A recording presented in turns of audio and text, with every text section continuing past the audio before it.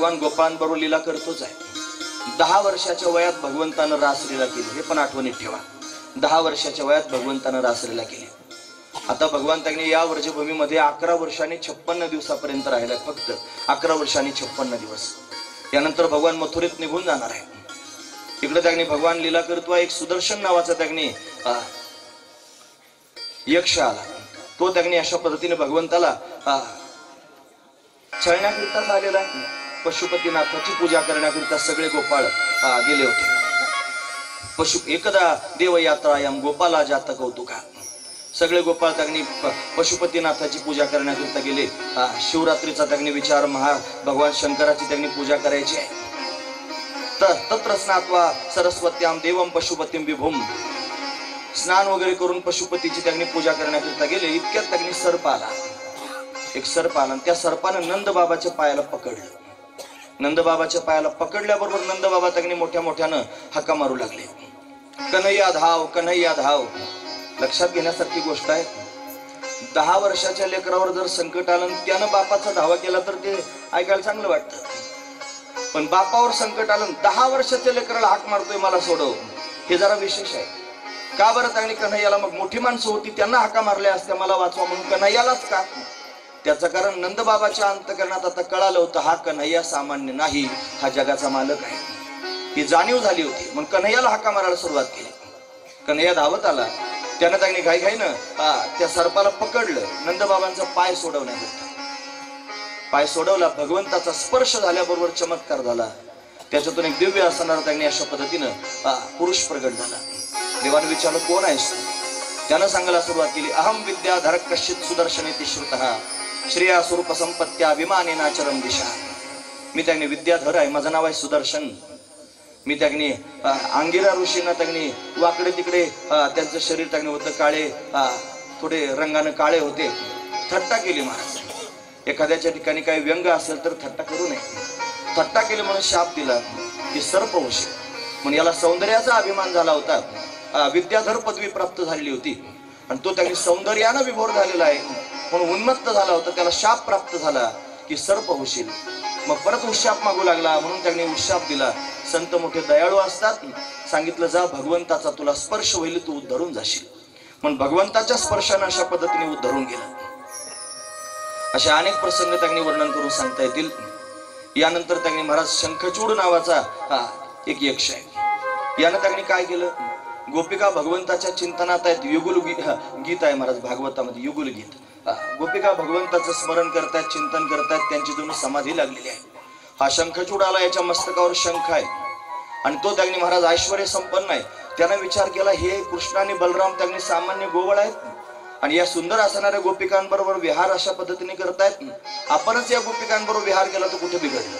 पण गोपिकांना घेऊन त्यांनी पळून जाण्याकरिता निघाला होता. गोपिकांनी भगवंताचा धावा केला. भगवान प्रत्यक्ष प्रगट झाले. भगवंतानं शंखचूडाचा उद्धार करून टाकला. ऐश्वर्याचं प्रतीक आहे शंखचूड. त्याचा उद्धार भगवंताच्या हाताने झाला. असे अनेक दैत्य भगवंताला मारण्याकरिता येऊ लागले. कंसाला त्यांनी बातमी कळत होती जेवढे दैत्य त्यांनी जात आहेत भगवान त्यांनी मारतोच आहे. का असं होतंय त्याला कळत नव्हतं. मग मात्र त्यांनी महाराज अरिष्टासूर नावाचा एक दैत्य पाठवला. बैलाच्या रूपामध्ये भगवंताला मारण्याकरिता आला. तो बैलाच्या रूपात आला. इथं त्यांनी बैल म्हणजे धर्म, धर्माभास. बऱ्याच वेळेला त्यांनी परमतत्वापर्यंत जायचं असेल तर या सगळ्या गोष्टी सुद्धा आडव्याच पडतात. भगवान सगळ्यांच्या पलीकडचा आहे. धर्माची तू मूर्ती, पाप पुण्य तुझे हाती, धर्ममय आहे परमात्मा. त्यानं जगाच्या समोर धर्म सांगितला. पण त्याच्याच अभिमानात जर आपण अडकून पडलो तर त्यांनी परमतत्वापर्यंत जाता येणार नाही. म्हणून सर्व धर्मान परित्यज्य भगवान स्वतः म्हणतोय मामेकम शरणम व्रज.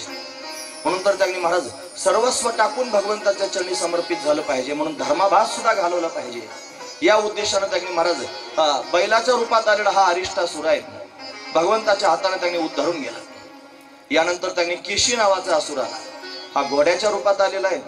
आपला जो वेद आहे ना, 4 वेद आहेत. एका वेदाला घोड्याचं मुख आहे महाराज.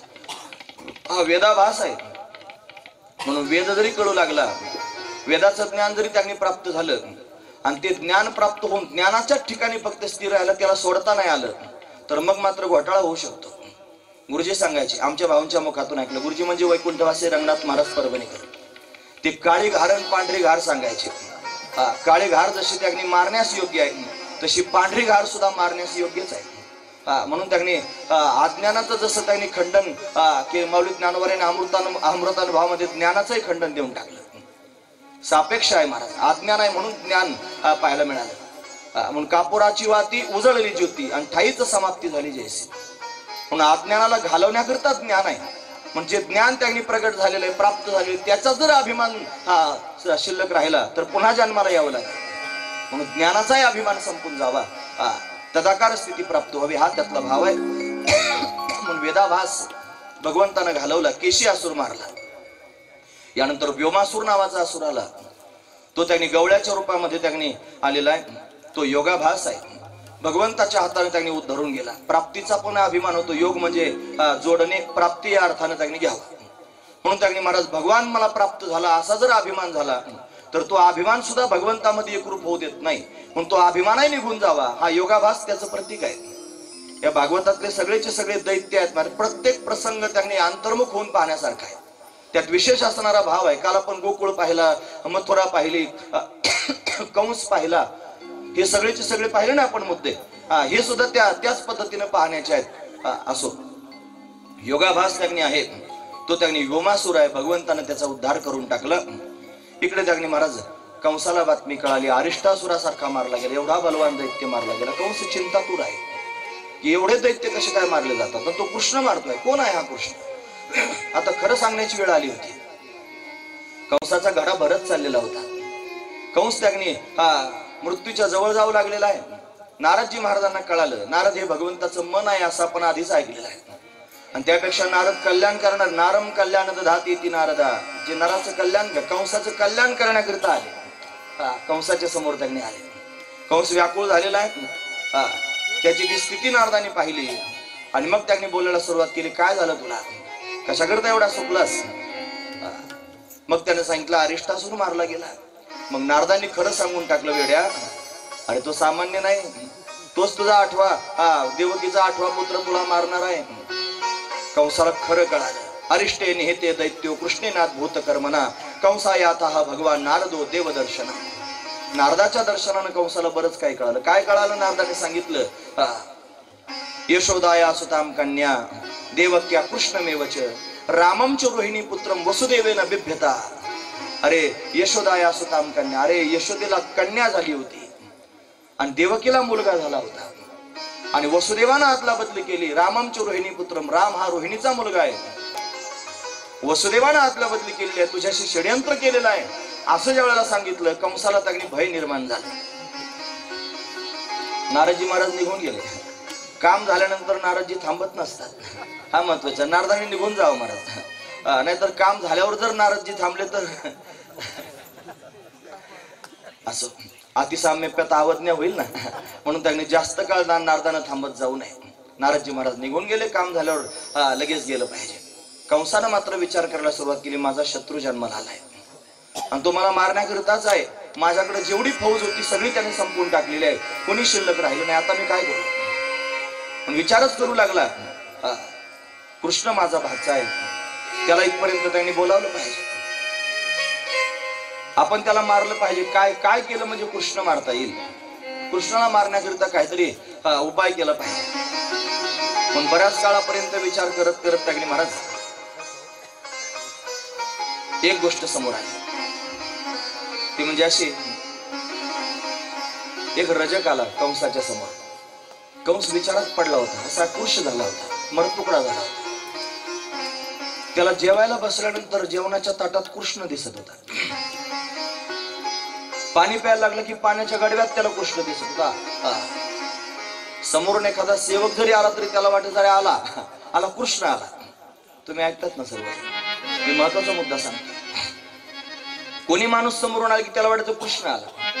कृष्णमय अवस्था कंसाची झालेली आहे. कृष्णमय स्थिती कंसाची झालेली आहे. ही सामान्य गोष्ट नाही महाराज. कृष्णमय स्थिती झालेली आहे. कंस विरोधी भक्ती करणार आहे. त्याच्या पोटात भगवंताचा विरोध आहे. भगवंताविषयीचं त्यांनी चिंतन त्याच्याकडून घडताय. चित्त द्रवीभूत झालेलं आहे. 4 गोष्टीने चित्त द्रवीभूत होतं. स्नेहात, द्वेषात, भयात, कामात. 4 गोष्टी आहेत महाराज. स्नेहात म्हणजे नातेसंबंधानं आई आहे ना, आईच्या चित्तात बाळ वास्तव्य करते, बाळाविषयीचं प्रेम आहे. पण भगवंतावर नातेसंबंधानं यशोदा आदी करून सर्वांनी फार प्रेम केलं. स्नेहात, द्वेषात शिशुपालासारख्याने भगवंताचा द्वेष केला, पण अखंड भगवंताचं चिंतन केलं. भयात कंस त्याग्नी महाराज भयानं चिंतन करतोय. कामात गोपिकांनी काम अंतकरणात भगवंत ऐसा गोपिका त्या कामात उरणारी चित्त विहवळते देखावया हरी. पण गोपिकांनी भगवंतावर प्रेम केलं. तसा कंस त्याग्नी महाराज भगवंताचं चिंतन करतोय. कृश झाला. एक रजक म्हणजे कपडे धुणारा त्याच्या समोर आला. कपड्याचं गाठोडं त्याने धुवून गड्या घालून आणून त्याच्या समोर ठेवलं, नमस्कार केला. महाराजांचा विजय असो असं म्हणावंच लागतं. महाराजांच्या समोर गेल्यावर नमस्कार केला, गाठोडं ठेवलं आणि जाण्याकरता निघाला. पण परत वळाला. परत वळाल्यानंतर त्यांनी वळून पाहिलं. म्हणलं महाराज एक बोलू का? म्हणे काय? हो तुम्ही एवढे बलदंड, तुमचं शरीर धष्टपुष्ट तुम्ही होता, तर अशी मरतुकडे का झाला? कंसाला कोणीतरी जीवाचा भेटल्यासारखं वाटलं आणि मनातलं सांगायला लागलं. काय सांगू म्हणला तुला? अरे तो कृष्ण गोकुळात वाढतोय ना, तो माझा भाचा आहे, देवकीचा 8वा मुलगा आहे आणि तो मला मारणार आहे, मला त्याची भीती वाटते. असं म्हणल्यानंतर हा म्हणला काय महाराज, अहो ते सामान्य गवळ्याचं पोरगण, तुम्ही त्याला भीता आहात? असं कुठं असतं का? तुम्ही एवढे शूरवीर श्रेष्ठ आहात आणि तुम्ही त्याला भीता आहात? अहो तो त्याच्या स्थानावर आहे म्हणून बलवान आहे. त्याला फक्त तुम्ही त्यांनी त्याच्या स्थानावरून आपल्याकडे आणा. आपल्या जर मथुरेमध्ये त्याला बोलावलं तर त्याला त्यांनी माझ्याच दारावरून आधी जावं लागलं. मी आधी धुणं धुत असतो म्हणला तिथं. तुमचा कृष्ण तो मला दिसला रे दिसला की जसं त्याने धुणं आपटून आपटून धुतो तसा कृष्ण त्याने महाराज दगडावर आपटून मारून टाकीन. बलदंड होता महाराज रजक. हे ज्या वेळेला कंसाला कळालं, बरं वाटलं. कोणीतरी उपाय सांगितला, फार समाधान वाटलं. त्याला काय माहिती आता त्याच्याच मारण्याकरिता सगळी तरतूद चालू आहे म्हणून. तो निघून गेला निरोप सांगून.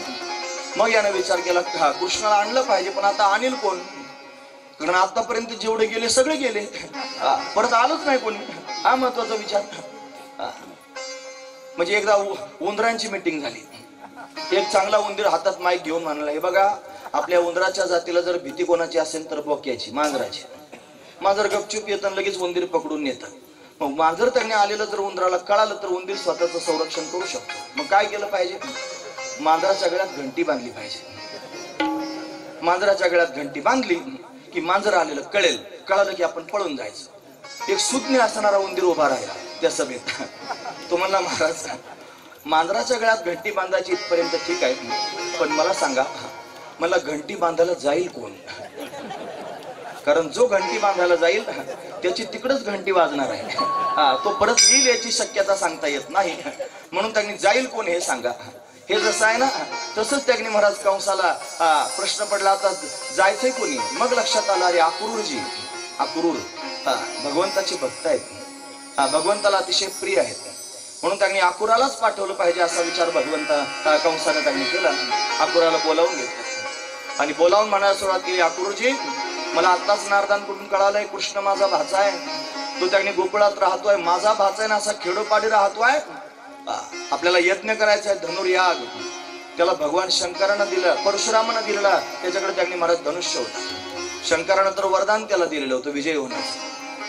तो धनुष्य ज्या वेळेला मिळाला होता त्याच वेळेस सांगितलं होतं हा धनुष्य तुला तुझ्या मृत्यूची बातमी सांगेन कंसा. तो धनुष्य दरवर्षी त्या धनुष्याचा त्यांनी याग होत होता, यज्ञ करत होता. पण धनुर्यागाचं आयोजन केलं आणि सगळ्या नातेवाईकांना बोलायचं म्हणून कृष्णाला बोलायला पाठवा. पण अक्रूरजींना सांगितलं जा तुम्ही कृष्णाला घेऊन या. अक्रूरजी म्हणले मी जाणार नाही, मला कळालंय तू का पाठवतोयस, मला माहिती आहे तुला कृष्णाला मारायचं म्हणून तू पाठवतोयस. असं म्हटल्यानंतर कंसाने खडगच हातात घेतला अक्रूराच्या समोर. मुंडकच उडवतो म्हणला, जातो की नाही? अक्रूरजींनी तेवढ्यात विचार केला. ते म्हणले याच्या हाताने मरून अधोगतीला जाण्यापेक्षा त्याला इथं आणून याला सद्गती दिलेली चांगली. म्हणून त्यांनी विचार केला. तुम्ही महत्वाचा विचार आहे महाराज. याच्या हाताने मेलो म्हणजे अधोगती होईल. याच्या हाताने मरून अधोगतीला जाण्यापेक्षा त्याला इथं आणून त्याच्या हाताने हा मेला म्हणजे यालाही सद्गती प्राप्त होईल, जावंच आणायला. आणि दुसरा अर्थ पोटात आहे, देवाला पाहण्याचा भाव आहे ना महाराज अंतःकरणात. देव पाहण्याची इच्छा आहे, देव पाहण्याची इच्छा आहे. ही देव पाहण्याची इच्छाच भगवंताचं दर्शन प्राप्त करून देऊ शकते. देव पाहण्याची उत्कट इच्छा याचंच नाव आहे गोपी महाराज. भगवंताला पाहण्याची, भगवंताला भेटण्याची उत्कट इच्छा हीच आहे गोपी. म्हणून त्यांनी त्याच्या मनात भाव आहे देव पाहायचा. जाण्याकरिता त्यांनी तयार झाले, होकार देऊन टाकला. मधून जर गेलं तर 14 किलोमीटरचं अंतर आहे गोकुळ आणि मथुरेमधलं, वृंदावन आणि मथुरेमधलं. आता मोठे मोठे रस्ते झाले, जास्त झालं असेल अंतर मला माहित नाही, पण मधून जर जायचं असेल त्यावेळेचे रस्ते थोडंसं अंतर आहे. रथात बसून जायचं होतं, घोडे आहेत रथात, पण घोडे वायुवेगानं वाहणारे आहेत. तासभर कशाला लागतो महाराज 14 किलोमीटर जायला? घोड्यांच्या रथात बसून घाईघाईनं जाऊ शकत होते. सकाळी निघाले अक्रूरजी महाराज, संध्याकाळपर्यंत पोहोचलेच नाही. दिवसभर एवढा वेळ कशा करता लागला जायला? असं होतं. हा कन्हैया वनामध्ये त्यांनी गोमातेला घेऊन जातोय, आणि तो वनात जात असताना त्यांनी महाराज त्याच्या चरणांचे चिन्ह त्यांनी महाराज त्या रमण रेतीमध्ये त्यांनी पडतायत. त्या रेतीत त्यांनी भगवंताचे चरण पुन्हा पाहायला मिळत आहेत. रथातून जात असताना त्यांनी भगवंताचे चरण चिन्ह पाहावेत. त्याच्यावर त्यांनी दिव्य असणारे विशेष असणारे चिन्ह पाहायला मिळावेत. खाली बसावं आणि बसून त्यांनी तासन तास विचार करावा की अरे हे मी प्रत्यक्ष पाहणार आहे. भाव समाधी तयार व्हावी, नेत्रांमधून अश्रुधारा व्हाव्यात. दिवसभर त्याच्यातच चिंतनामध्ये त्यांनी अक्रूरानं घालवलं. इकडे कन्हैया त्यांनी नित्य नियमानुसार ठरलेल्या नियमानुसार गोमातेला घेऊन वनात जातो आहे. नित्य नियम आहे महाराज, आईनं त्याला जाग करावं, जागो मोहन प्यारे, त्याचा सुंदर शृंगार करावा. तो शृंगार करून त्यांनी महाराज त्याला स्वतःच्या हातानं लोणी भरवावं आणि सगळे भरून त्यांनी महाराज त्याला शुदरी बांधून द्यावी.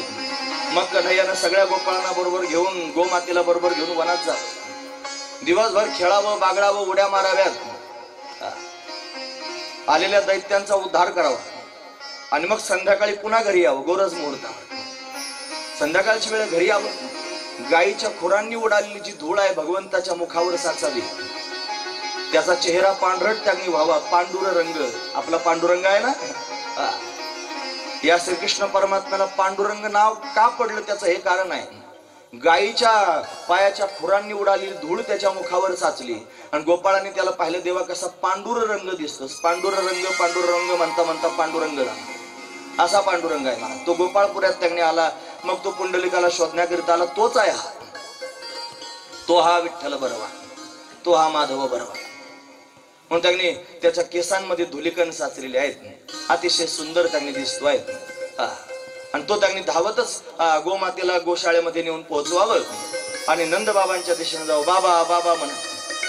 एका बाजूनं कन्हैयानं बसावं मांडीवर, दुसऱ्या बाजूनं बलरामानं बसावं. मग सांगायला सुरुवात करावी, आज दाऊजी भैयाने अशी त्यांनी लीला केली, दाऊजी भैया आज असं खेळले.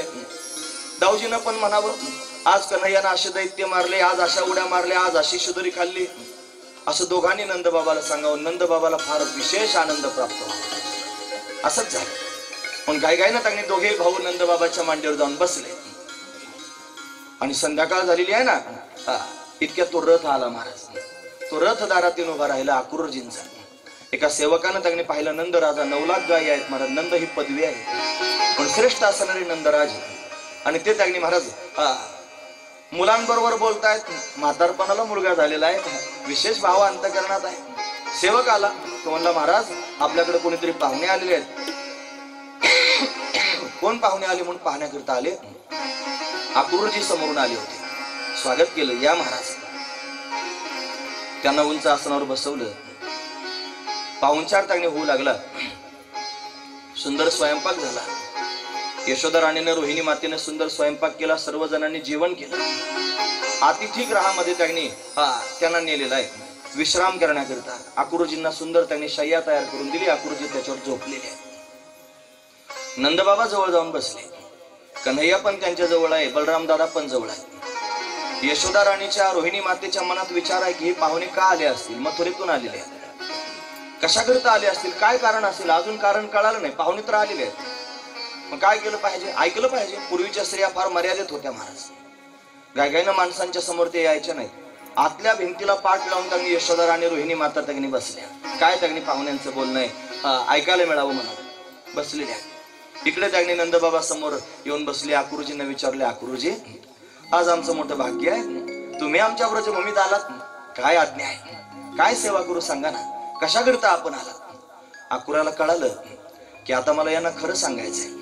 हे आतापर्यंत कृष्णाला स्वतःचा मुलगा समजतात.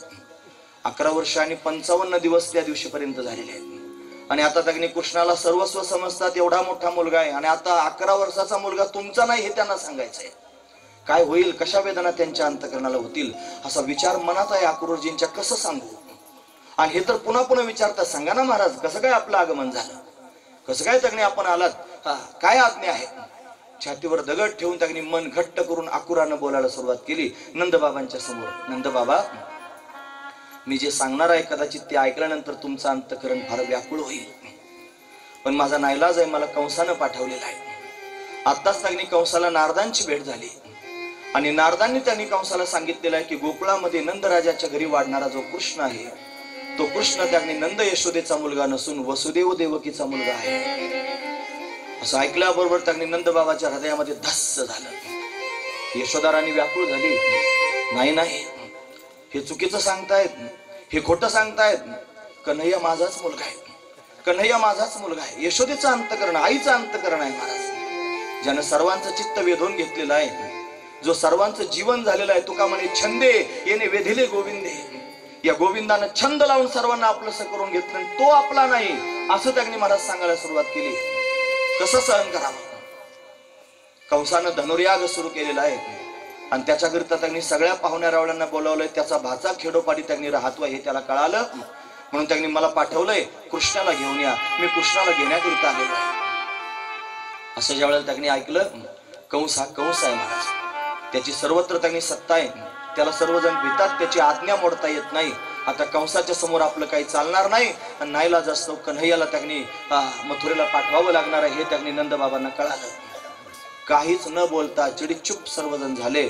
नंदराज आपल्या स्थानावर निघून गेले.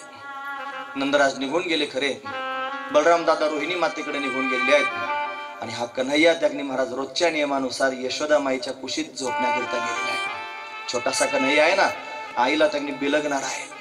11 वर्षाचं वय म्हणजे फार मोठे वय नाही महाराज. आईला त्यांनी बिलगला. आईला त्यांनी कळालं की हा कन्हैया उद्या जाणार आहे, पण आज जर समजा मी त्या मुद्द्यावर जास्त बोलेन तर याला काय वाटेल? त्याचं छोटंसं वय आहे, छोटंसं मन त्याचं नाजूक आहे. याला जर मी हे म्हणेल तर माझा कन्हैया त्यांनी घाबरेल, व्याकुळ होईल.